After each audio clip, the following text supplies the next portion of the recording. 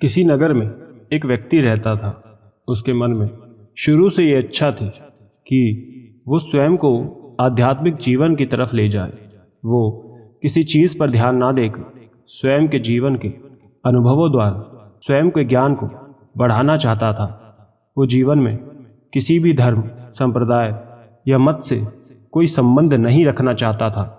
वो बस अपने जीवन में घटित घटनाओं का साक्षात्कार करके ही अपना जीवन यापन करना चाहता था। जीवन की हर एक सच्चाई को अपनाना चाहता था, लेकिन उसके लिए उसे सही शिक्षा की आवश्यकता थी जो उसका सही तरह से मार्गदर्शन कर सके, जिसके लिए उसे एक संत का ख्याल आता।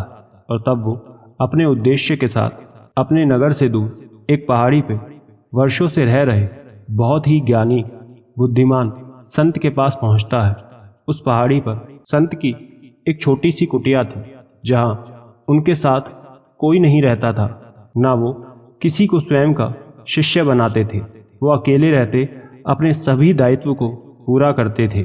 उन संत की एक खूबी ये थी कि उन्होंने अपने ज्ञान और जीवन में मिले हर एक अनुभव को एक सीख के रूप में लिया था और उसी से प्रेरणा लेकर दूसरे सभी लोग जो उनके समक्ष आते थे उनका मार्गदर्शन करते थे। उन संत की ये सभी बातों को जानकर ही व्यक्ति उनके समक्ष पहुंच जाता है और उनसे आध्यात्मिक ज्ञान सीखने की जिज्ञासा को रखता है। उस व्यक्ति की बात सुन संत उसे कहते हैं कि मैं तुम्हें इस पर कोई ज्ञान नहीं दूंगा, ये ज्ञान तुम्हें अन्य स्थान पर जाकर लेना होगा। और ये कह वो उस व्यक्ति को वहाँ से एक राजा के पास भेज देते हैं। अपने नगर से दूर 2 दिन की पद यात्रा कर व्यक्ति एक राजा के पास पहुँचता है और उनके समक्ष जाकर बताता है कि संत द्वारा उसे ये भेजा गया है। ये सुन राजा समझ जाता है कि संत ने उसे यहाँ क्यों भेजा है, और तब राजा उस व्यक्ति का बहुत ही आदर भाव के साथ आदर सत्कार करते हैं। उसके लिए कई तरह के पकवान रात्रि के भोजन में परोसे जाते हैं। भोजन ग्रहण करने के बाद व्यक्ति सोचता है कि कुछ देर यहीं टहल लेना चाहिए। वो पूरे महल में घूमने लगता है। महल के भीतर जाकर वो देखता है कि राजा के महल का वातावरण बिल्कुल अलग है। जिस तरह उन्होंने स्वयं को दिखाया, भीतर का दृश्य तो बिल्कुल भिन्न है। राजा के दरबार में एक तरफ उनके साथी दरबारी मंत्री सब मदिरा का सेवन कर बेसुध गिरे हुए हैं, वहीं उनके समक्ष नर्तकी नृत्य कर रही है, स्वयं की तरफ उन्हें आकर्षित कर रही है, और सभी बेसुध मंत्री उस ओर खिंच भी रहे हैं। ये सब देख व्यक्ति बहुत ज़्यादा आश्चर्य से भर जाता है। उसे यकीन नहीं होता कि राजा का ये माहौल है। वो तुरंत वहाँ से जाने लगता है। तभी राजा उसे देख रोक देते हैं और पूछते हैं कि आप कहाँ जा रहे हैं। तब व्यक्ति क्रोध में कहता है कि मैं एक गलत स्थान पर आ गया हूँ, एक ऐसी जगह जहाँ केवल लोग ही नहीं, राजा सभी विलासना में लिप्त हैं। उनकी काम वासना इतनी अधिक है कि उन्हें सही गलत का कुछ ज्ञात ही नहीं है। यहाँ सभी स्वयं के मार्ग से भटके हुए गलत दिशा में हैं, और उनके साथ आप स्वयं। मुझे तो लगता था कि संत गुरु ने मुझे किसी अच्छी जगह अच्छे ज्ञान को प्राप्त करने के लिए भेजा है, लेकिन मैं नहीं जानता था कि आप स्वयं भटके हुए हैं। मैं अलग आशा जिज्ञासा के साथ आया था, पर आप तो स्वयं ही भटके हुए हो, तो मुझे क्या मार्ग दिखाएंगे? आपको स्वयं सही शिक्षा, ज्ञान, प्रेरणा की आवश्यकता है। मुझे आज्ञा दे। इतना कह वो पुनः जाने लगता है। तब राजा पुनः उसे रोक कर कहते हैं कि रुकिए, आपने जो देखा उसे ही सत्य समझ लिया। बिना सामने की बात सुने, बिना सत्य जाने जल्दबाजी से जा रहे हैं। किसने कहा मैं स्वयं के मार्ग से भटक गया हूँ? नहीं, मैं बिल्कुल भी भटका नहीं हूँ। मैं बिल्कुल सही मार्ग और दिशा की ओर बढ़ रहा हूँ। ये सुन व्यक्ति कहता है कि क्या दरबार में जो कुछ भी मैंने देखा वो सही है, तो गलत किसे कहते हैं राजन? ये सुन राजा कहता है कि बाहरी सतह को देख आप भीतर क्या हैं उसके भीतर में कैसे कह सकते हैं। नारियल बाहर से जितना कठोर होता है भीतर से उतना नरम होता है। ठीक उसी प्रकार आपने जो कुछ भी अभी देखा वो सब कुछ मेरा बाहरी रूप था, जीवन था। आंतरिक तो बिल्कुल भिन्न है, वो तो आप अभी जानते ही नहीं हैं। ये सुन व्यक्ति पूछता है कि फिर ये बताएं आंतरिक दृश्य क्या है, सत्य क्या है? तब राजा कहते हैं कि कि यदि आप मेरे जीवन की आंतरिक सच्चाई को जानना चाहते हैं तो उसके लिए आपको एक रात्रि इसी महल में रहना होगा। व्यक्ति राजा की बात मानकर भीतर चला जाता है।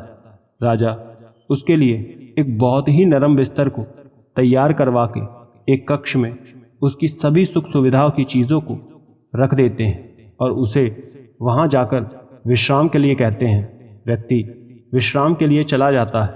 वो रात भर उस मुलायम बिस्तर पर, जहाँ हर कोई शांत भरी नींद लेगा, वहाँ बस करवटें बदलते रह जाता है और एक झपकी तक नहीं लेता। व्यक्ति पूरी रात जगा हुआ रहता है। अगले दिन राजा सुबह सुबह जब व्यक्ति के कक्ष में जाते हैं तो कहते हैं कि आप इतनी जल्दी कैसे उठ गए? लगता है रात भर आपको अच्छी नींद आई। ये सुन व्यक्ति कहता, कैसी नींद?